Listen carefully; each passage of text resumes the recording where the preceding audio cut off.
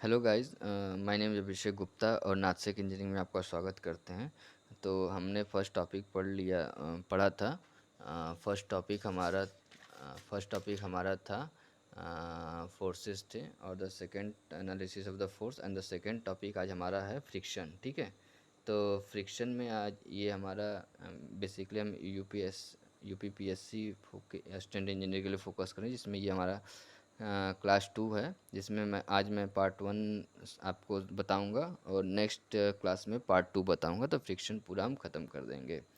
तो अ, अगर वीडियो अच्छा लगे तो वीडियो को लाइक करें और चैनल को सब्सक्राइब करें, जिससे आने वाले वीडियो आपके पास तुरंत पहुंच जाए।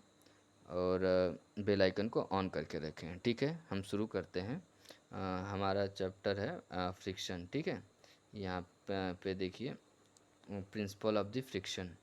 तो इसमें आप पढ़ेंगे देखिए, इसका जो फर्स्ट डेरिवेशन है, द डेफिनेशन है, sorry. The opposition forces which acts in the opposite direction of the movement of the block is called the force of friction, and the simply friction it is of the following two types. इसमें बता रहा है कि आपका कोई अगर body है, ठीक है, अगर बॉडी है, बॉडी किसी सरफेस पे ये बॉडी है, तो इसके बीच में एक फ्रिक्शन फोर्स काम करता है। ठीक है। बॉडी एक दूसरे के ऊपर रखी हुई है या स्लाइड करती है, और फ्रिक्शन के कारण ही आगे बढ़ती है। ठीक है। अगर बॉडी में हम फोर्स इधर लगा रहे हैं, ठीक है, तो इसका जो फ्रिक्शन फोर्स है, अब इसके जस्ट अपोजिट डायरेक्शन में इस साइड काम करेगा। ठीक है। ये बॉडी मान लीजिए एम है, इसका कोई मास होगा। ठीक, यहीं पे बता रहा है। और यहाँ पे कहा जा रहा है कि जो फ्रिक्शन होता है, ये दो प्रकार के होते हैं, स्टैटिक फ्रिक्शन और डायनामिक फ्रिक्शन। ठीक है। ये स्टैटिक फ्रिक्शन क्या कहता है कि it is the friction experienced by the body when it is in rest, और in the other word it is the friction when the body tends to move. ये static friction कह रहा है कि जब बॉडी एक जगह रुकी हुई है या बस चलने की ही अवस्था में, चली नहीं है, एक जगह रुकी हुई है या चलने की अवस्था में है, जस्ट स्टार्टिंग टू मूव, तो ऐसे फ्रिक्शन को स्टैटिक फ्रिक्शन कहते हैं। डायनेमिक फ्रिक्शन को कहते हैं कि it is the friction experienced by the body when it is in motion. It is also called the kinetic friction. The dynamic friction is of the following two types: sliding friction और the rolling friction. ठीक है। Dynamic friction कह रहा है कि जब body को यह मूव कर रही है, तब उस पर जो फ्रिक्शन लगेगा वो उसे डायनेमिक फ्रिक्शन या काइनेटिक फ्रिक्शन कहेंगे। ये भी दो प्रकार के होते हैं। नंबर 1 है स्लाइडिंग फ्रिक्शन और नंबर 2 है रोलिंग फ्रिक्शन। तो स्लाइडिंग फ्रिक्शन तो ये हुआ कि अगर मूव डायरेक्शन इस दिशा में, इस डायरेक्शन में अगर मूव कर रही है बॉडी, तो ये स्लाइडिंग फ्रिक्शन लगेगा। और ये रोलिंग फ्रिक्शन ये है कि ये जो आपका टायर होता है ना, ये रोलिंग फ्रिक्शन है। अगर ये इधर से यहाँ जाएगा तो ये रोल करते हुए जाता है। तो इस पर जो फ्रिक्शन लगता है इस सरफेस पे, इस बॉडी के कारण, तो इसे हम लोग रोलिंग फ्रिक्शन कहते हैं। ठीक है। यहाँ पे ये फ्रिक्शन यहाँ पे लगेगा, यहाँ पे लगेगा और यहाँ पे लगेगा। ठीक है। तो ये हमारा रोलिंग फ्रिक्शन कहलाता है। ठीक है जी। अब हमारा नेक्स्ट है limiting of friction. Limiting of friction, ठीक है। लिमिटिंग ऑफ फ्रिक्शन ये कहता है कि the maximum value of the frictional force which comes into play when the body just begins to slide over the surface of the body is known as the limiting of the friction। ठीक है। ये कह रहा है कि जो कोई body है, बॉडी के में जिस पे फोर्स लगाते हैं, तो कब मान लीजिए हमने 1 न्यूटन फोर्स लगाया, तो ये बॉडी मूव नहीं की, तो हमने जब मान लीजिए थोड़ा थोड़ा बढ़ाते गए और हमने 2 न्यूटन फोर्स लगाया, तो ये बॉडी क्या हुआ, ये जस्ट मूव करने लगा। तो ये जो मैक्सिमम वैल्यू हो गई फोर्स की, तो ये लिमिटिंग फ्रिक्शन कहलाता है। ठीक है। यहाँ पे जो म्यू की वैल्यू होगी वो मैक्सिमम होगी, कि उसके बाद ये, जैसे ये जितना बॉडी है ये अपने को रजिस्ट करेगा, 1 न्यूटन लगाया तो ये फ्रिक्शनल फोर्स रजिस्ट करेगा 1 न्यूटन के बराबर। तो यहाँ पे म्यू की कुछ वैल्यू हो जाएगी। ठीक है। तो फिर 1.5 न्यूटन लगाया तो ये रजिस्ट करेगा 1.5, क्योंकि जितना फोर्स इधर लगेगा यहाँ का रजिस्टेंस फोर्स एफ आर भी उतना ही लगेगा। ठीक है। तो एक ऐसी वैल्यू आएगी कि जब ये फोर्स मैक्सिमम हो जाएगा, तो ये डायरेक्ट यहाँ पे मूव करना चालू कर देगा। तो इसी को ही लिमिटिंग फ्रिक्शन कहते हैं। यही बोला the maximum value of the frictional force. ठीक है। इसकी जो फ्रिक्शनल फोर्स से मैक्सिमम वैल्यू हो जाएगी, इसके बाद ये आगे नहीं बढ़ सकता है। ठीक है, इसका जो फ्रिक्शन फोर्स है इतना ज़्यादा हो जाएगा कि इसके बाद ये आगे उससे ज़्यादा फोर्स वो आगे नहीं लगा सकता, तो ये बॉडी मूव करने लगेगी। ठीक है। हाँ, अब हमारा नेक्स्ट टॉपिक है नॉर्मल रिएक्शन। ठीक, जब नॉर्मल रिएक्शन क्या कहता है यहाँ पे कि जब कोई बॉडी है, देखिएगा, ये यहाँ पे बॉडी है, ठीक है, ये किसी फोर्स, ये इस पे है, ठीक है, तो इसका कोई मास m होगा जो नीचे की ओर काम करेगा। ठीक है, मास कम, तो इस बॉडी के जस्ट अपोजिट उतने ही न्यूटन का नॉर्मल रिएक्शन लगेगा अपवर्ड साइड में। तो यही नॉर्मल रिएक्शन कहलाता है। यहाँ पे ये लिखा हुआ है सेम वही बात कि when a body is lying on the horizontal और the inclined surface it is in equilibrium, its weight acts is the vertically downward through its center of gravity, the surface in turn exert the upward direction। ठीक है, यहाँ पे ये इस box के मतलब इस वैल्यू के बराबर इसका अपवर्ड डायरेक्शन में ही एक्सर्ट अपवर्ड डायरेक्शन में रिएक्शन लगेगा। This reaction which taken into act to the perpendicular of the plane, ये प्लेन है, इस प्लेन के परपेंडिकुलर में लगेगा, is called the normal reaction and generally denoted by R, इसको हम आर से डिनोट करते हैं। ठीक, हमारा नेक्स्ट टॉपिक है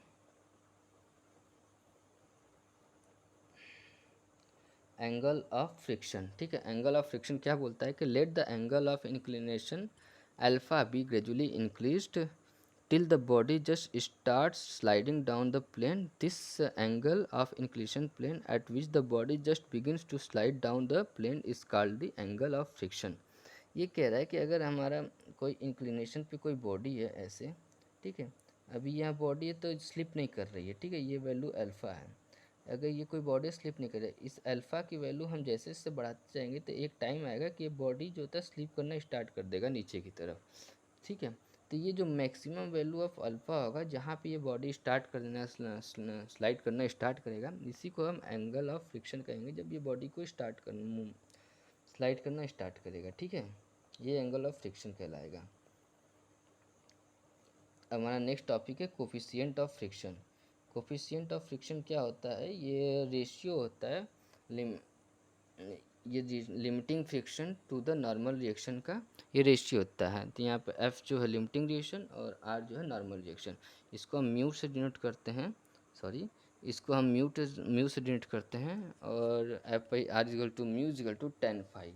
ठीक है, तो यहाँ पे F equal to mu R, very important है ये फार्मूला, ये आपको आगे भी काम आएगा। ठीक है, एंगल जो यहाँ पे एंगल ऑफ फ्रिक्शन हो जाएगा। अब हमारा नेक्स्ट टॉपिक है, देखिए, नेक्स्ट टॉपिक है लॉज ऑफ फ्रिक्शन। ये सेम ये भी दो प्रकार के होते हैं, जैसे फ्रिक्शन दो प्रकार के होते हैं, static law of friction and the dynamic और काइनेटिक लॉ ऑफ फ्रिक्शन। ये सेम वही बात बोल रहा है कि the force of friction always acts in the opposite direction, force के अपोजिट डायरेक्शन में ही आपका फ्रिक्शनल फोर्स काम करेगा। और सेकेंड है मैग्नीट्यूड, जितने न्यूटन का आपका फोर्स लगा है उतने ही न्यूटन का आपका फ्रिक्शनल फोर्स भी वो आप ऑटोमेटिक एडजस्ट कर लेगा उतने ही न्यूटन का। ठीक है, और द थर्ड पॉइंट है the magnitude of the limiting force bears the constant ratio to the normal reaction. ये तो वही बात हुआ जो हमने पीछे पढ़ रहा था, F by R equal to constant, और इसकी जगह म्यू आ जाएगा तो F equal to mu R. ठीक है, द फोर्थ पॉइंट बोलता है कि the force of the frictional force independent of the area of the contact between the two surface. ये देखिए थोड़ा बच्चों को कम समझ में आता है ये फोर्थ पॉइंट। ये बोल रहा है कि ये मान लीजिए कोई बॉडी है, ठीक है, यहाँ पे एक बड़ा सा बॉक्स है और ये एंगल ऑफ इंक्लिनेशन अल्फ़ा है। ठीक है, और यहाँ पे एक छोटा सा बॉक्स है। ठीक है, ये ऐसा नहीं है कि हम ये इसकी यहाँ से इसकी वैल्यू बढ़ाते जाएंगे तो ये छोटा बॉक्स पहले स्लाइड करेगा या बड़ा बॉक्स बाद में स्लाइड करेगा, ऐसा नहीं है। ये इसके सरफेस पे, ये जो सरफेस है, माफ़ कीजिएगा,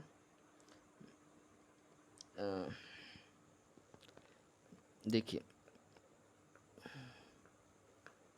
ये जो सरफेस है इसका, ये सरफेस है बड़े बॉक्स का, ये सरफेस हो गया, और छोटे बॉक्स का आपका ब्लैक से ही ले लीजिए, ये सरफेस हो गया। तो ये दोनों एक साथ इसका एंगल ऑफ इंक्लिनेशन बढ़ाते जाएंगे यहाँ से यहाँ तक का, तो ये दोनों एक ऐसा पॉइंट आएगा जब ये दोनों एक साथ ही स्लाइड करेंगे, ना कि छोटा बॉक्स पहले और बड़ा बॉक्स बाद में, ये दोनों एक साथ ही करेंगे। इसका मैं वीडियो आपको दिखाता हूँ, होल्ड कीजिएगा, मैं वीडियो लगाता हूँ। ठीक है, यहाँ पे देखिए, ये जो यहाँ पे दो बॉक्स रखे हुए हैं, एक छोटा बॉक्स रखा हुआ है यहाँ पे, ठीक है, यहाँ पे एक छोटा बॉक्स है, ये बड़ा बॉक्स है, ठीक है। अब ये देखिएगा, ये मूव जैसे ही मूव, ये एंगल ऑफ इंक्लिनेशन बढ़ाएगा, मतलब ये बॉडी से हाथ से ऊपर करेगा इसे, तो ये दोनों एक साथ ही मूव करेंगे। ठीक है, ध्यान से ये वीडियो देखिएगा, माफ़ कीजिएगा, ये ध्यान से देखिए ये वीडियो जी। So I will gradually increase the angle. देखिए, And इन्हें angle remember, of both the inclination इन्हें blocks should बढ़ाया leave the और contact at ये the same दोनों time. बॉडी एक साथ ही And मूव yes, they किए। तो do. ये यहाँ पे यही Thanks a कहना lot. चाह रहा है कि ये आपका सरफेस एरिया पे डिपेंड नहीं करता है, ये आपका ऐसा कुछ नहीं, सरफेस ऑफ एरिया पे, ये एंगल ऑफ इंक्लिनेशन पे ही डिपेंड करता है।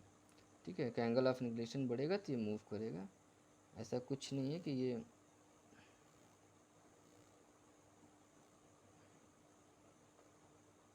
एक मिनट होल्ड कीजिएगा। ठीक है, आपको समझ में आ गया होगा कि हम क्या कहना चाह रहे हैं। हाँ, फिर नेक्स्ट बोल रहा है कि the force of the friction depends upon the roughness of the surface. Roughness है, अगर प्लेन सरफेस है तो कम कम फ्रिक्शन लगेगा, और ये ज़्यादा है, रफनेस फ्रिक्शन है तो ज़्यादा फोर्स लगेगा, यही कहना चाह रहा है यहाँ पे। ठीक है, अब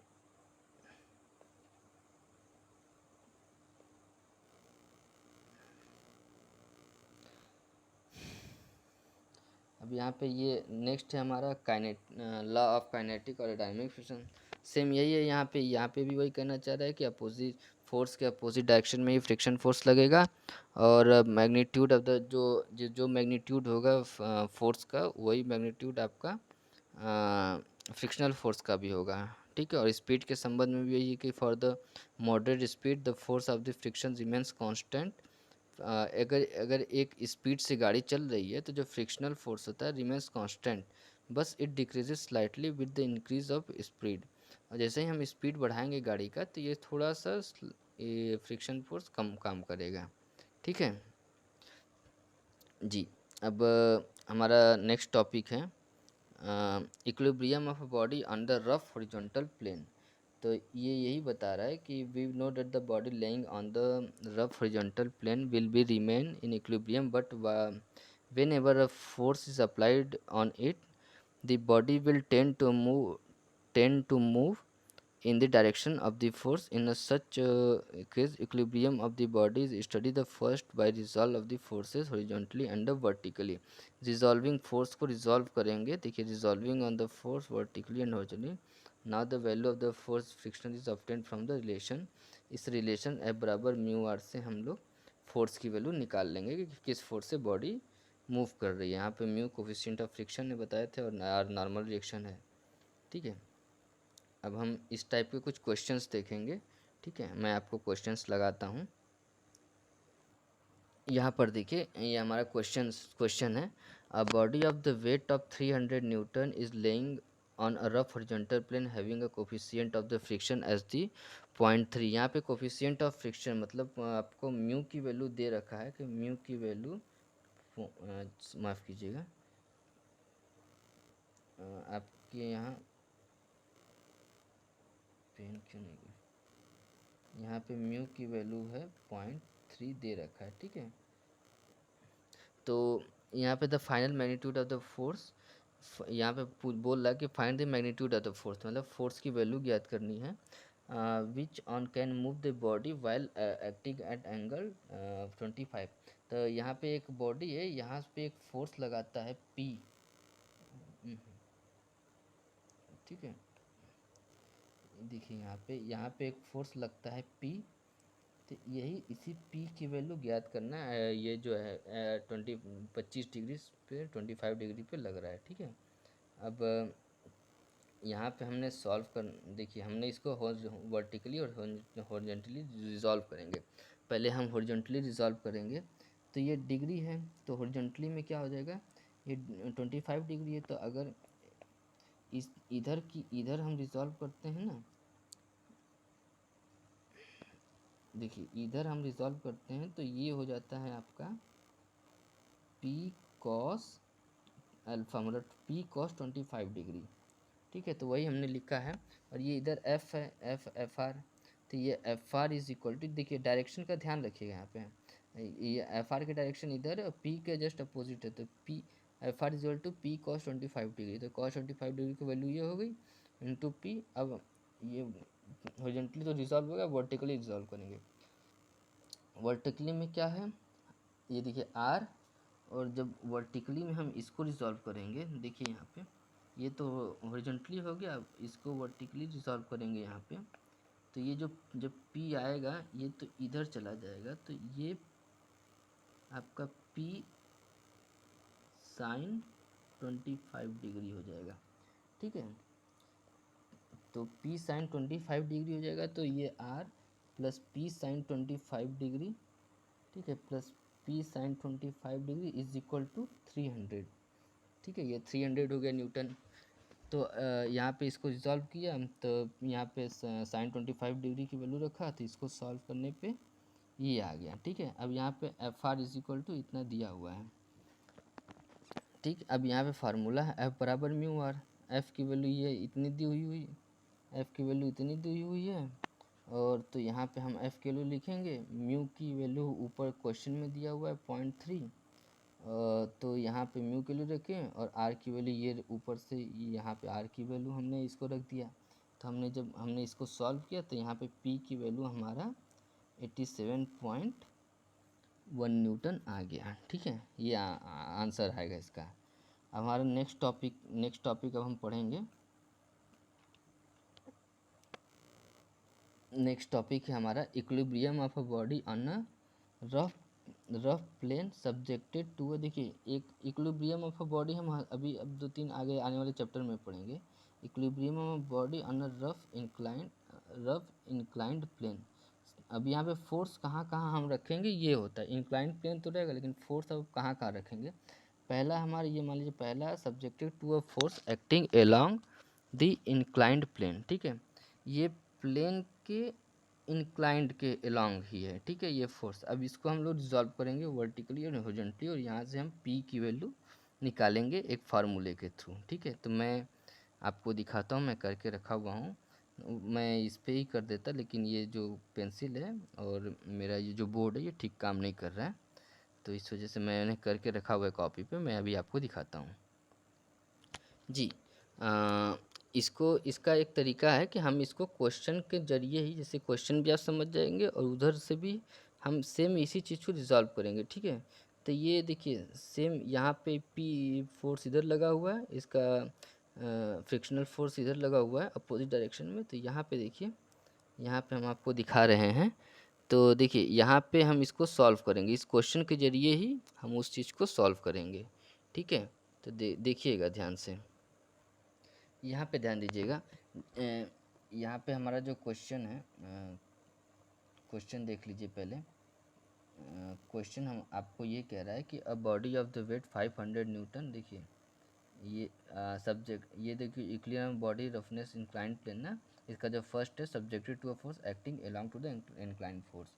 तो ये इंक्लाइंड सब्जेक्ट, जो सब्जेक्ट है ये इंक्लाइंड जो प्लेन के अलोंग में ये फोर्स पी काम कर रहा है, और यहाँ पे इसका एफ फ्रिक्शनल फोर्स है। तो यहाँ पे आप देखिए एक ऐसे, ये ऐसे यहाँ पे ये नॉर्मल रिएक्शन आर लगेगा, और ये इसको आगे बढ़ाएंगे तो ये जो थीटा की 25 डिग्री एंगल ऑफ इंक्लिनेशन, ये यहाँ पे भी 25 डिग्री बनेगा, ठीक है। और ये डब्लू है, वेट है बॉडी का इतना, ठीक। अब इसको हम सॉल्व करते हैं, इसके फोर्स को हम सॉल्व करते हैं, तो देखिए P इज़ इक्वल टू, ये F is equal to mu R होता है, ये आपको हमने पहले बता रखा है कि F is equal to mu R, ठीक है। तो यहाँ F is equal to mu R है, तो P is equal to W sine 25 degree. अब साइन 25 डिग्री कहाँ से आया, ये वेट है 500, इसको हमने डब्लू बोला है तो इसका वेट जो है W पेन, ठीक है, इसका जो वेट है ये W हमने बोल रखा है, ठीक है। थोड़ा हम कम कर देते हैं पेन की।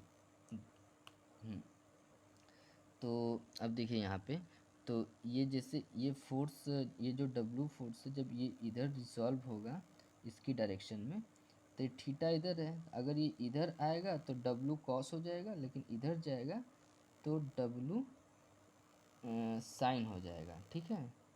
तो यहाँ पे वही मैंने लिखा हुआ कि P इज इक्वल टू, जब हॉरिजेंटली सॉल्व किया तो P is equal to W sine 25, और प्लस क्यों है कि W भी इस डायरेक्शन में और F फ्रिक्शनल फोर्स भी इस डायरेक्शन में, तो फ्रिक्शनल फोर्स है बराबर म्यू आर, तो प्लस आपका म्यू आर यहाँ पे, ठीक है। तो P is equal to W sine 25 degree plus 25 plus mu R, और वर्टिकली किया, vertically R is equal to, ये इधर आएगा W, यहाँ पे हो जाएगा आपका W कॉस 25 डिग्री, ठीक है।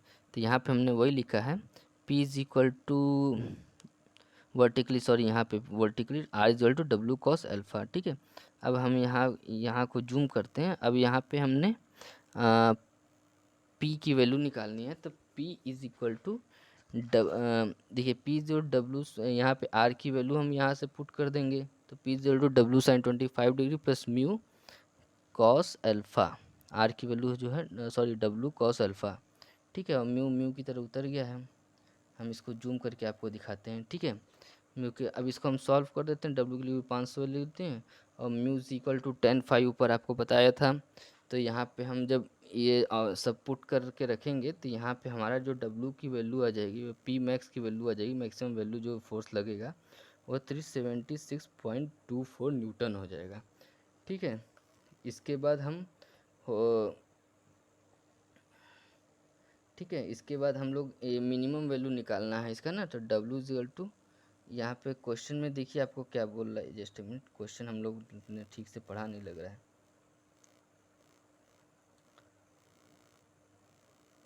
देखिए यहाँ पे बोल रहा है determine the minimum and the maximum value of P, ठीक है। Minimum value maximum value of P क्यों जैसे तब लगता है, देखिए मैक्सिमम वैल्यू ऑफ P तब लगता है जब जैसे ये एंगल फोर्स ज़्यादा कब लगेगा, जब ये बॉक्स को ऊपर की ओर खींचेगा तो ज़्यादा फोर्स लगेगा, और कम फोर्स तब लगेगा जब ये इंक्लाइंड है, और जब इसको ये इस बॉक्स को नीचे की ओर ढकेला तो कम फोर्स लगेगा। तो अभी हमने जब ये बॉक्स को ऊपर की ओर खींच रहा था तो यहाँ पे कम फोर्स लगा, तो ये यहाँ पे सॉरी, जब ये ऊपर की ओर खींचा तो ज़्यादा फोर्स लगा, तो यहाँ पे एफ आर जो है उसका अपोजिट डायरेक्शन में हो गया। अब हम फोर्स का मिनिमम वैल्यू निकालते हैं, जब अब यहाँ पे हम सेम इसको अपोजिट कर देंगे, ठीक है, सेम इसका अपोजिट कर देंगे। P is equal to W sine, P is equal to W sine 25 degree minus mu R में क्या लगेगा कि जब जब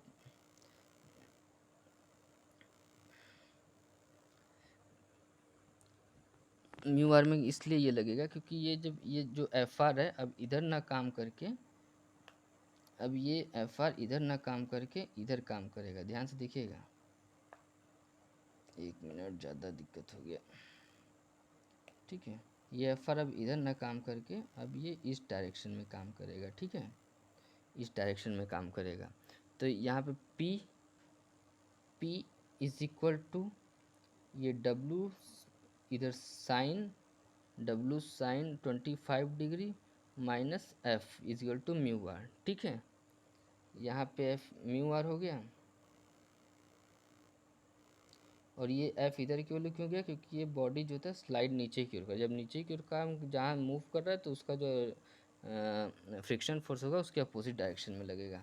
तो हमने वही लिखा हुआ P is equal to W sine 25 degree minus mu R. तो फिर वर्टिकली इसको सॉल्व किया, R is equal to W cos 25 degree, ये तो दोनों में सेम था, तब वैल्यू पुट कर दिया दोनों में, तो वैल्यू पुट करने के बाद जो हमारा आंसर आया है P मिनिमम की वैल्यू 46.37 डिग्री, ठीक है। अब मतलब क्या बोल रहा है कि अगर हम बोर्ड, देखिए फर्स्ट कंडीशन ये रहा, सेकंड कंडीशन ये रहा, ठीक है। अगर हम ऊपर की ओर खींचते हैं तो हमें ज़्यादा बल लगेगा, तो ज़्यादा जो बल लगेगा उसकी वैल्यू दी हुई है 376, और जब ऊपर की ओर खींचेंगे तो इसका जो रिएक्शन होगा, इसका जो फ्रिक्शनल फोर्स लगेगा वो नीचे की ओर लगेगा, क्योंकि बॉडी ऊपर की ओर जा रही है। और इस कंडीशन में क्या है, हम कम फोर्स लगाएंगे तो ये बॉडी नीचे की ओर आएगा, तो इसका जो फ्रिक्शन फोर्स हो जाएगा ये इस अपोजिट डायरेक्शन में लगेगा, और कम फोर्स लगेगा तो ये इसका आंसर हो जाएगा। ठीक है, ठीक है। ये पहले हमने देखा था कि इक्विलिब्रियम, बॉडी के इक्विलिब्रियम देखा था रफनेस पे, ठीक है, इंक्लाइंड प्लेन पे। तो जो ये हमारा जो फोर्स था, पहले हमारा जो ये vertically along to the inclination लग रहा था, अब क्या लग रहा था, अब जो फोर्स होता है हॉरिजॉन्टली लगेगा। ठीक है, ये जो इंक्लिनेशन है, ये जैसे इस फिगर में आपको दिया हुआ है, ये इस प्रकार लगेगा। अब तो हम इसको क्वेश्चन डेरिवेशन भी है इसका, लेकिन हम क्वेश्चन के जरिए ही डेरिवेशन भी देख लेंगे, क्योंकि आप अगर क्वेश्चन में लगा ले रहे हैं तो कहीं भी किसी एग्ज़ाम में आएगा तो आप डायरेक्ट लगाएंगे ऐसे ही, फार्मूला भी आपको याद नहीं करना होगा। ठीक है, वैसे फार्मूला अपने कितना याद करेंगे, लेकिन ऐसे लगाएंगे तो फार्मूला भी आपको याद नहीं करना होगा। चलिए तो क्वेश्चन देखते हैं हम लोग। A load of 1.5 kilo newton resting on an inclined rough plane can be moved up the plane by a force of 2 kilonewton applied horizontally, or by the force 1.25 kilonewton applied parallel to the plane. Find the inclination of the plane and the coefficient of the friction. इसमें ये कह रहा है कि ये एक box है, एक लोड है, ठीक है, ये 1.5 किलो न्यूटन का है। ठीक है, तो फर्स्ट में जो फोर्स लग रहा है हमारा 2 किलो न्यूटन का, ये हॉरिजॉन्टली लग रहा है इस इंक्लिनेशन के। देखिए यहाँ पे ये हॉरिजॉन्टली लगा हुआ है ना ऐसे, ठीक है, तो यही कह रहा है कि ये हॉरिजॉन्टली लगा हुआ है। और सेकंड में आपका है ये इंक्लिनेशन के साथ है, ये बता रहा है कि 1.5 kilometre parallel to the plane के पैरेलल लगा हुआ है। ठीक है, तो अब हम इन एक बार इसको रिजॉल्व करेंगे, एक बार इस फिगर को रिजॉल्व करेंगे, और इस बार इस फिगर को निकालेंगे। यहाँ पे से हम वैल्यू पुट करके इंक्लिनेशन ऑफ द प्लेन, मतलब ये अल्फ़ा की वैल्यू निकालना है, तो ये हम वैल्यू निकालेंगे। ठीक है, चलिए हम शुरू करते हैं। आपको फिगर तो आपने देख लिया था, ठीक है, यहाँ पे एक छोटा सा फिगर मैंने बना रखा है। ठीक है, ये देखिएगा, मैं आपको फिगर यहाँ एक बार बना भी देता हूँ, होल्ड कीजिएगा जी। देखिए ये आपका फिगर हो गया, यहाँ पे आपका फ्रिक्शनल फोर्स एफ आर काम करेगा। ठीक है, अब हॉरिजॉन्टली हम इसको रिजॉल्व करते हैं। ठीक है, हॉरिजॉन्टली रिजॉल्व करेंगे। यहाँ पे ये देखिए, इस यहाँ पे इसकी वैल्यू यहाँ पे ये भी अल्फ़ा होगी, जो इंक्लिनेशन यहाँ है वो इंक्लिनेशन आपका यहाँ पे भी होगा। ठीक है, अब हम पी को रिजॉल्व करते हैं, तो हॉरिजॉन्टली रिजॉल्व करते हैं। ठीक है, तो यहाँ पे देखिए, एक मिनट होल्ड, ये देखिएगा, यहाँ पे जो आपकी वैल्यू दी हुई है, पी की वैल्यू 2 दी हुई है। ठीक है, 2 किलो न्यूटन, तो ये मैंने डायरेक्ट सॉल्व कर दिया, पी की वैल्यू 2 निकल है, तो पी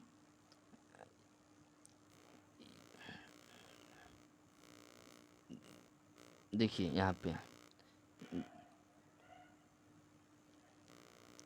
जो एंगल यहाँ बना हुआ है वो एंगल आपका ठीक ये इसके इधर, ये देखिए काम नहीं, ये ठीक एंगल यहाँ पे भी अल्फ़ा बनेगा। ठीक है, तो जब ये इसको रिजॉल्व आप करेंगे इस पैरेलल के इसके, तो P cos alpha is equal to F mu R, ये फ्रिक्शन फोर्स इधर काम करेगा, is equal to mu R plus ये डब्लू है, डब्लू की वैल्यू 1.5 है। ठीक है, तो ये डब्लू यहाँ काम कर रहा है आपका, मैं पेन का कलर चेंज कर देता हूँ अब। ठीक है, ये देखिए ये डब्लू यहाँ पे काम कर रहा है। ठीक है, ये डब्लू, एक मिनट जी, ये डब्लू आपका यहाँ पे काम कर रहा है। ठीक है, तो जब ये हॉरिजॉन्टली रिजॉल्व करना है, तो 2 cos अल्फ़ा, ये p is equal to 2 cos alpha is equal to mu plus is equal to mu R plus 1.5, ये जो p जब इधर जाएगा तो अल्फ़ा की ये अल्फ़ा की वैल्यू इधर है। ठीक है, तो इधर जब आएगा तो साइन अल्फ़ा हो जाएगा, तो वही मैंने साइन अल्फ़ा लिखा हॉरिजॉन्टली। अब इसको वर्टिकली हम रिजॉल्व करेंगे, तो वर्टिकली ऊपर r हो गया, ये w cos अल्फ़ा, यहाँ पे w cos alpha plus two sine alpha, P की वैल्यू टू मैंने लिखा हुआ है टू, ये इधर कॉस अल्फ़ा जाएगा, ये नीचे आएगा तो टू साइन अल्फ़ा हो जाएगा, ठीक है। अब यहाँ पे हम वैल्यू रखेंगे आर की, ठीक है, यहाँ पे आर की वैल्यू रखेंगे, two cos alpha is equal to R की वैल्यू ये इतना दिया हुआ है, तो यहाँ पे हमने रखा आर की वैल्यू, यहाँ से हम सॉल्व करेंगे तो इतना अपन इतना, ठीक है।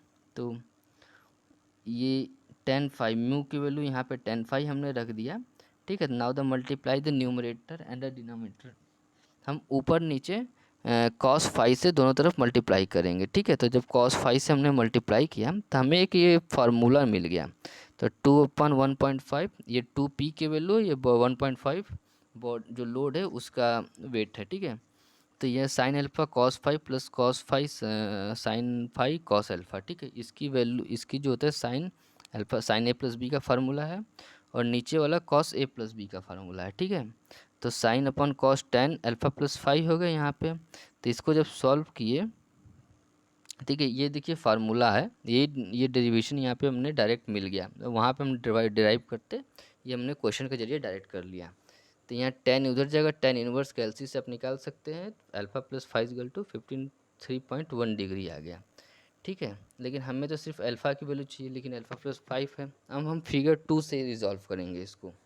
फिगर टू में हम हॉरिजॉन्टली, फिगर टू का मैं फिगर यहाँ बना देता हूँ आपको। देखिए ये ऐसे फिगर है, ये बॉडी है, इस बार इंक्लिनेशन इसके पैरेलल है, ये पी, ठीक है। और मैं कलर चेंज कर दे रहा हूँ, ठीक है। और ये W नीचे लगा हुआ है 1.5 के इक्वल, नॉर्मल रिएक्शन R, और ये इधर अल्फ़ा की वैल्यू जो सेम यहाँ पे अल्फ़ा की वैल्यू है, और ये FR इस डायरेक्शन में, ठीक है। अब इसको हम सॉल्व करते हैं फिगर 2.2, ठीक है। अब इसको वर्टिकली सॉल्व करते हैं,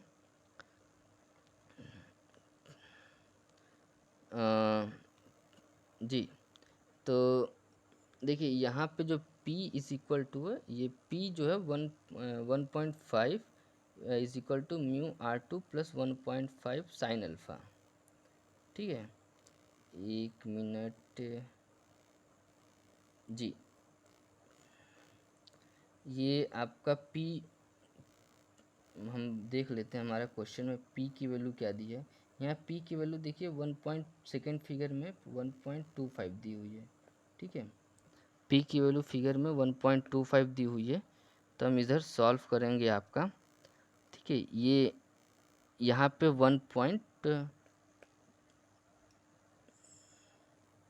ठीक है, यहाँ पे 1.25 लिख लीजिएगा, ठीक है। तो यहाँ पे इसको ये हॉरिजॉन्टली 1.25 इज इक्वल टू,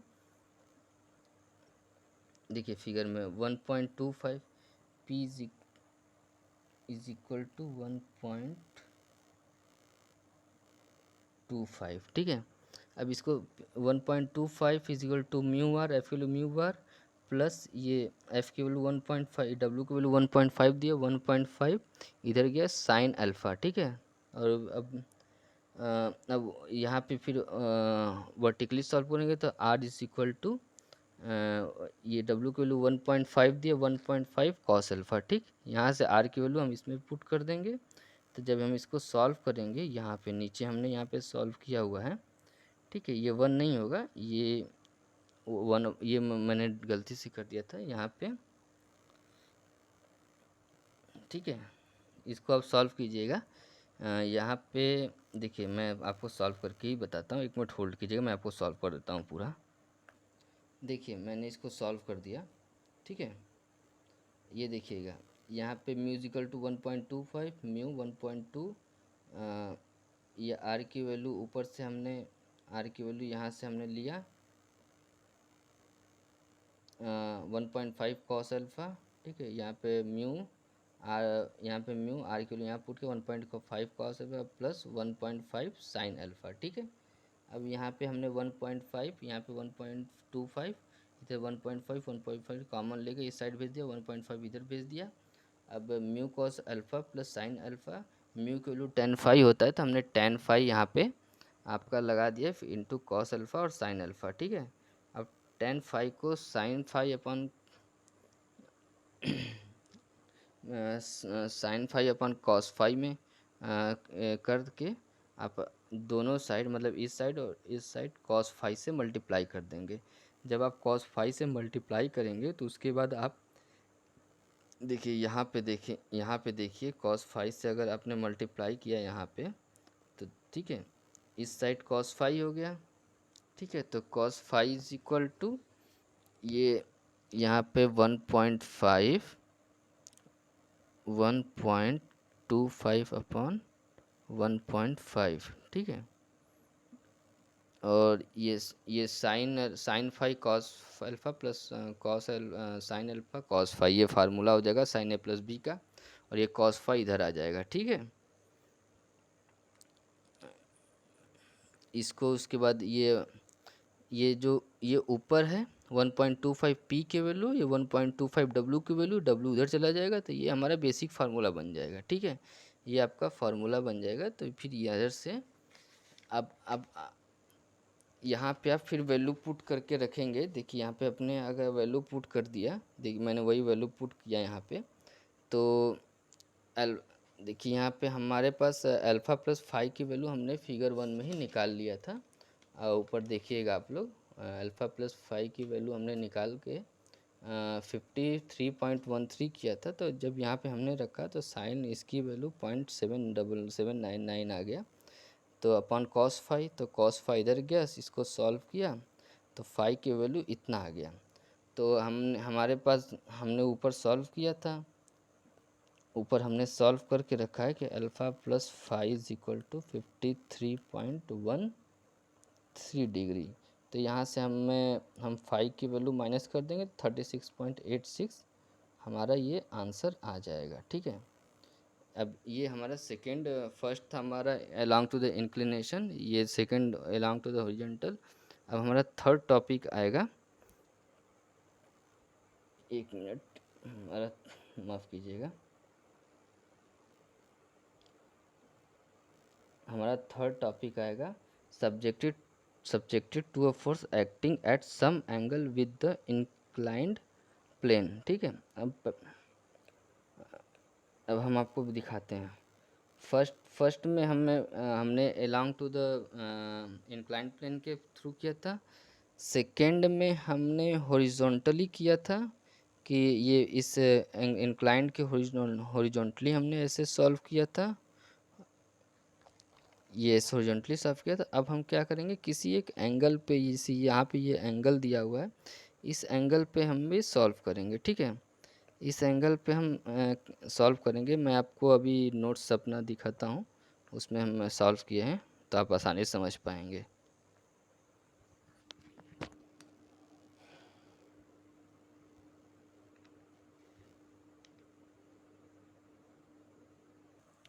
ठीक है, देखिए अब हमारा जो सब्जेक्ट था, जैसा मैंने बताया था कि force acting at the some angle, ठीक है, तो किसी एंगल पे काम करेगा, तो इसको भी हम क्वेश्चन के जरिए समझेंगे। हमारा क्वेश्चन है find the force required to move the, हमें फोर्स रिक्वायर्ड करना है to move a load of, यहाँ पे लोड दिया हुआ 300 newton of a rough plane, force of being applied parallel to the plane. ठीक है, यहाँ पे एक parallel to the plane inclined at the plane is such when the same load kept in a perfectly smooth plane inclined at the same angle at the, देखिए यहाँ पे smooth plane दिया हुआ है एक। ठीक है, the inclination of a plane in such that when the same load is kept on the perfectly smooth plane inclined at an angle। ठीक है, जहाँ पे ये एक एंगल है, यहाँ पे ये रफ प्लेन है, माफ़ कीजिएगा, देखिए यहाँ पे रफ प्लेन है लेकिन इस एंगल पे स्मूथ प्लेन है। तो यहाँ पे जब स्मूथ प्लेन हो गया तो यहाँ जो आपकी जो फाई की वैल्यू हो जाएगी, यहाँ जीरो हो जाएगी, मतलब यहाँ फ्रिक्शनल फोर्स एक तरीके से आपका ज़ीरो हो जाएगा। तो अब यहाँ पे दिया हुआ है, ठीक है, एट एन एंगल, जो फोर्स दिया हुआ है 60 न्यूटन दिया हुआ है, applied inclination theta is equal to alpha is equal to 30 degree to the plane and keep the same load equilibrium, assume the coefficient of friction between the rough and coefficient of friction between the rough plane and the load, the rough plane और load का 0.3 दिया हुआ है coefficient of friction. ठीक है, अब इसको हम सॉल्व करते हैं, यहाँ पे ध्यान से देखिएगा। ठीक है, इसको हमने वर्टिकली रिजॉल्व किया। ठीक है, तो P1 cos 30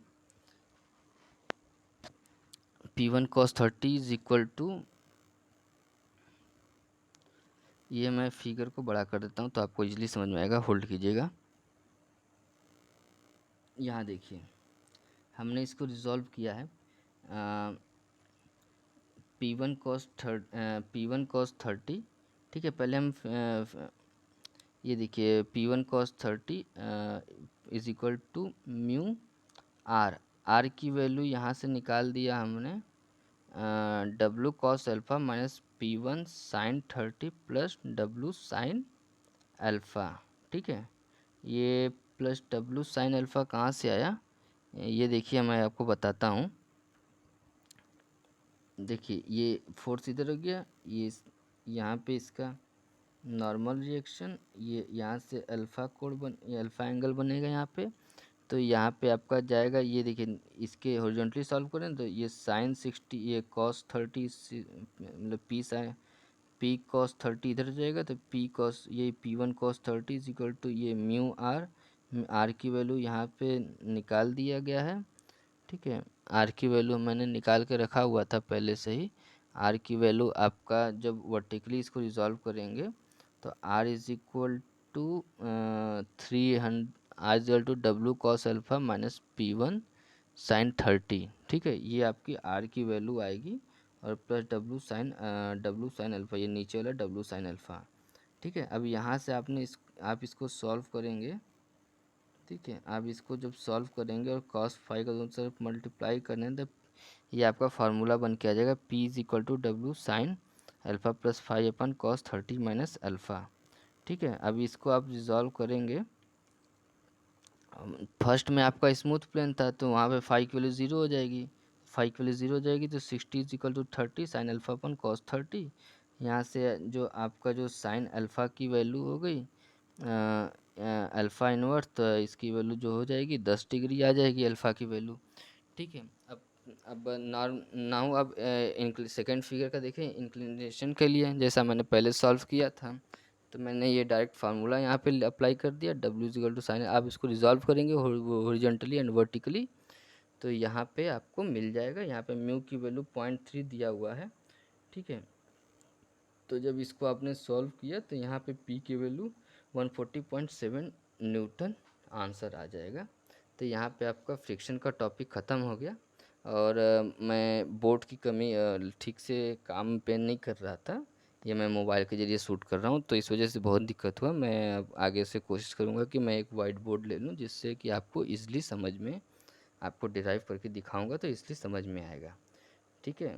अगर आपको मेरा वीडियो और मेरे समझाने का तरीका अच्छा लगा तो प्लीज़ वीडियो को लाइक कीजिए और चैनल को सब्सक्राइब करके रखिएगा। तब तक मिलते हैं बाद में। Take care and bye bye.